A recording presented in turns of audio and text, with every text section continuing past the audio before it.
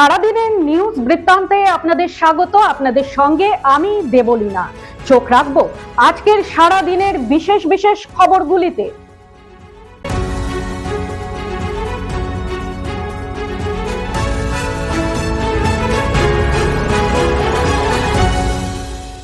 সারাদিনের নিউজ বৃত্তান্ত নিবেদন করছেন পেন জুয়েলার্স, সোনা যা সর্বক্ষণের। Agnishwar jewellers, NS road, Raiganj. Shri Dhaka jewellers, আভিজাত্যের গয়না। ত্রিনয়নী জ্যোতিষ কার্যালয়, শ্যামপুর মোড়, দেবীনগর, রায়গঞ্জ। নেশামুক্ত সমাজ করতে Raiganj unity foundation, Rupahar, Raiganj. North বেঙ্গলের সেরা সুপার স্পেশালিটি হাসপাতাল Jibanrekha. Spectrum healthcare diagnostics, Apollo clinic, এখন রায়গঞ্জে। ভোটের ডিউটিতে গড়হাজির থাকার অভিযোগে রায়গঞ্জ বিশ্ববিদ্যালয়ের 40 জন অধ্যাপকের নামে শোকজ নোটিশ জারি করলেন জেলা নির্বাচন আধিকারিক। গত 23 এপ্রিল প্রথম দফায় উত্তরবঙ্গ সহ রাজ্যের 154টি আসনে ভোট গ্রহণ সম্পন্ন হয়েছে। সুষ্ঠুভাবে ভোট পরিচালনার জন্য শিক্ষক সহ বিভিন্ন দপ্তরের সরকারি কর্মীদের ভোট কর্মী হিসেবে নিযুক্ত করেছিল নির্বাচন কমিশন। রায়গঞ্জ বিশ্ববিদ্যালয়ে কর্মরত 56 জন অধ্যাপকের ভোটের ডিউটি পড়েছিল। কমিশন সূত্রে অভিযোগের মধ্যে মাত্র 16 জন অধ্যাপক ডিউটিতে যোগ দিয়েছেন। বাকি 40 জন নির্ধারিত দিনে নির্বাচনী ডিউটিতে যাননি। দায়িত্বে অবহেলার অভিযোগে এবার সেই 40 জন অধ্যাপককে শোকজ করেছে জেলা নির্বাচন দপ্তর। নোটিশে জানতে চাওয়া হয়েছে কেন তারা ভোটের ডিউটিতে অনুপস্থিত ছিলেন এবং কেন তাদের বিরুদ্ধে নির্বাচনী বিধি অনুযায়ী ব্যবস্থা নেওয়া হবে না। এ বিষয়ে রায়গঞ্জ বিশ্ববিদ্যালয় রেজিস্ট্রার দুর্লভ সরকার জানান, ইতিমধ্যেই শোকজ বিজ্ঞপ্তিগুলি বিশ্ববিদ্যালয়ে এসে পৌঁছেছে।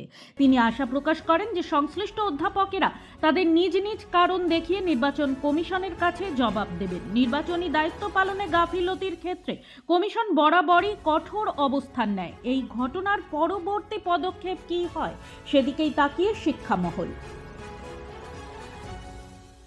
রায়গঞ্জের উকিলপাড়ায় মহিলা পরিচালিত পোস্ট অফিস তুলে নিয়ে যাওয়ার বিপক্ষে বিরোধ প্রদর্শন স্থানীয়দের। বিক্ষোভকারী গ্রাহক ও পোস্টাল এজেন্টরা বলেন, উত্তর দিনাজপুর জেলার মধ্যে এই ডাকঘরটি একমাত্র মহিলা পরিচালিত ডাকঘর। শোনা যাচ্ছে এই ডাকঘরটিকে তুলে দিয়ে বীরনগর ডাকঘরের সাথে যুক্ত করা হবে। এর ফলে এলাকার বয়স্ক গ্রাহকদের পাশাপাশি কর্মজীবী মানুষেরাও সমস্যায় পড়বেন। মহিলা ডাকঘরের সাব পোস্টমাস্টার বিথিকা চক্রবর্তী জানান, ইতিমধ্যেই দূরত্বজনিত সমস্যার কারণে এই পোস্ট অফিসটিকে রাসবিহারী মার্কেটের পোস্ট অফিসের সাথে মার্জ করে দেওয়ার সিদ্ধান্তের চিঠি এসেছে। পরবর্তীতে সমস্ত সিদ্ধান্ত ঊর্ধ্বতন কর্তৃপক্ষ নেবে বলে জানান তিনি। যে সময় নির্বাচন আর নির্বাচনের ফল নিয়ে আলোচনা সব দিকে, ঠিক সে সময় নিঃশব্দে প্রায় 1 বছর পর মাধ্যমিকে 10ম হল রায়গঞ্জের শ্রেয়াংশু। পুরো নাম শ্রেয়াংশু ঘোষ, বর্তমানে রায়গঞ্জ করোনেশন উচ্চ বিদ্যালয়ের একাদশ শ্রেণী বিজ্ঞান বিভাগের ছাত্র। ওই স্কুল থেকেই গত বছর মাধ্যমিক দেয় সে। সেই সময় তার প্রাপ্ত নম্বর ছিল 683। মঙ্গলবার দুপুরে নিজের বাড়িতে বসে সে জানায়, প্রথম 10-এ জায়গা না পাওয়ার চেয়েও বেশি কষ্ট দিচ্ছিল ফিজিক্যাল সায়েন্সে প্রাপ্ত নম্বর। ওই বিষয়ে 93 নম্বর পেয়ে তার মনে হয়েছিল আরও বেশি নম্বর পাওয়ার কথা। সেই মতো স্ক্রুটিনি করে প্রথমে 2 নম্বর বাড়ে এবং সে একাদশ স্থান লাভ করে। 1 নম্বরের জন্য র্যাঙ্ক না পাওয়ায় তার শিক্ষকরা তাকে আরটিআই করার পরামর্শ দেয়, যাতে সে নিজের খাতা নিজে দেখে বুঝতে পারে কোথাও নম্বর বাড়ার সম্ভাবনা রয়েছে কিনা। সেই মতো আরটিআই করে 4-5 মাস আগে সেই খাতা হাতে পেয়ে দেখে একটি ছোট প্রশ্নে পরীক্ষক হয়তো খেয়াল না করে নম্বর দেননি। তারপর গতকাল শিলিগুড়ি থেকে নতুন মার্কশিট নিয়ে বাড়ি পৌঁছয় সে। প্রথম 10-এ স্থান অর্জন করে স্বভাবতই খুশি সে। তবে কোথাও বন্ধুদের সঙ্গে একই দিনে একই সময়ে এই আনন্দটা উপভোগ করতে না পারার আক্ষেপও থাকছে। প্রতিদিনের প্রতি মুহূর্তের খবরের আপডেট পেতে চোখ রাখুন নিউজ বৃত্তান্তের ফেসবুক পেজে। সাবস্ক্রাইব করুন নিউজ বৃত্তান্ত ইউটিউব চ্যানেলকে।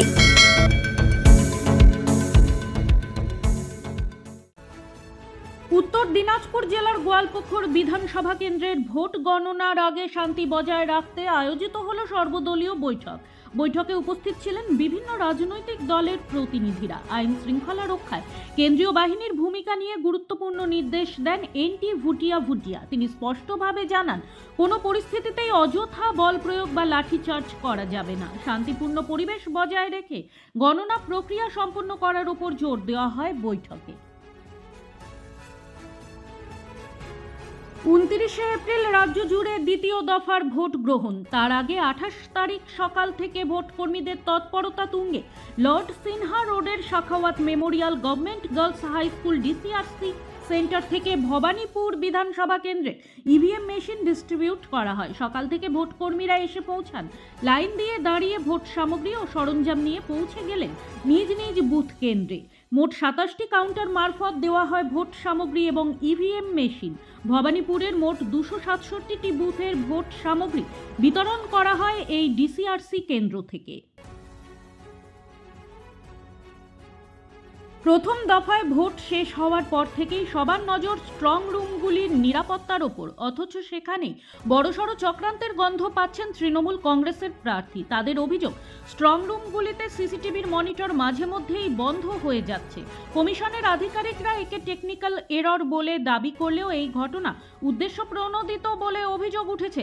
আতঙ্কে রাত বিরেতে স্ট্রং রুমে ছুটে আসছেন নেতা নেত্রী থেকে শুরু করে তৃণমূল কংগ্রেসের প্রার্থীরা।